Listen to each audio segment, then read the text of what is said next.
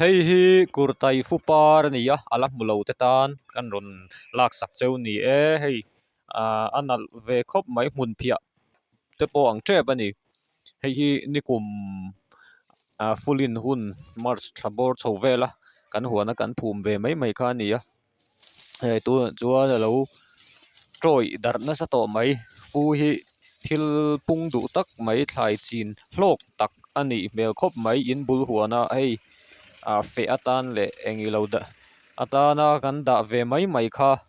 rin lo tak mai na lo thadu pian maya hei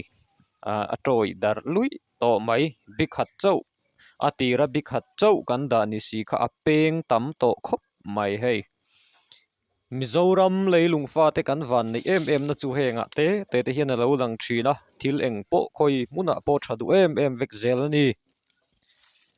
dragon fruit te po he thadu em ani in bul huana ale bye bye vek ule ni man nuam vek ule